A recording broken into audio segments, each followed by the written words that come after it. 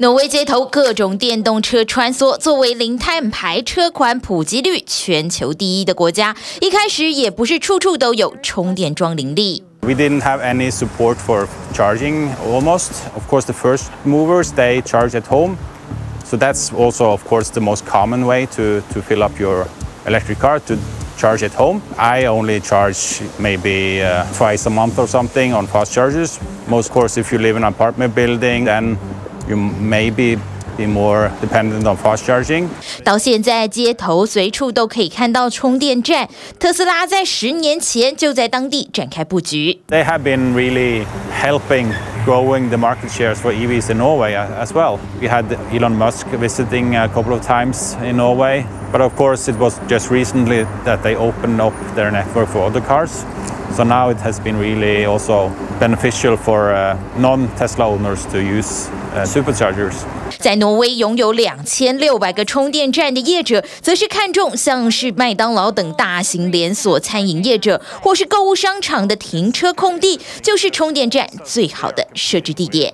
Well, it's kind of interesting because all of a sudden they are competing with the, what used to be called gas stations, but now we call them energy stations in Norway, and they're in a whole new market. They can sell energy to cars, as well as energy for people and food. 就连以往的加油站业者也开始转型，改设立充电站，同样赚的荷包满满。 So mostly it's also the convenience store where they sell food and coffee and drinks. That's also, of course, more relevant for EV owners because when they charge, it takes more time than filling up a tank of gas. So maybe they stay here for 20-30 minutes. They can make money there as well. 随着电动车越来越普及，奥斯陆不但在停车格上设置无线充电板，甚至还改装了全世界第一个只让电动车使用的停车场，提供大量的充电设备。 It's a bomb shelter and still is from the Cold War 50s, but we actually converted it. Only EVs are allowed here. I think it was actually the first parking garage in Europe reserved for EVs only. So you can see all the way here, it's up to 86 cars which can charge at the same time. 就连往来的渡轮也是改用电能，把原本岸边的办公室改建成为船舶专用的充电站。这么大的交通工具，要一口气充饱电，却只需要短短几分钟。They are used by millions of passengers every year. It's charging as we speak, and it takes around 5 minutes because it's charging on 3.5 megawatt, and that is pretty fast, million watt. It's a lot of batteries and a lot of electronics, and yes, they are expensive, but the fuel itself is based on hydropower, 100% renewable and zero emission, and far cheaper than diesel. 硬体设备、电力来源都到位，但对电动车车主来说，最头痛的却是充电桩的使用还有付费。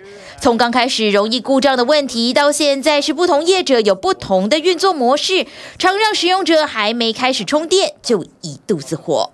Now it's the payment systems that are like the biggest pain, that you have to download an app or different payment solutions for every company. So it can be a bit confusing, especially for new EV owners.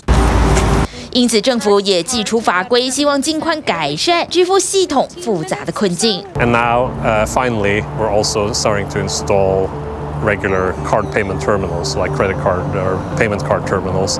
We know a lot of people have been waiting for those. There's regulation both at the EU level, which means that all the countries in the EU need to have card payment terminals on their chargers going forward. And also Norway has put in place its own regulation, which is even stricter when it comes to deadlines for when this needs to happen. 除此之外，挪威政府也在鼓励使用二手电动车，并且布局电池回收相关政策，就是要让电动车以及电池的效益发挥到最大，才能真正达到近零碳排的目标。TVBS 新闻综合报道。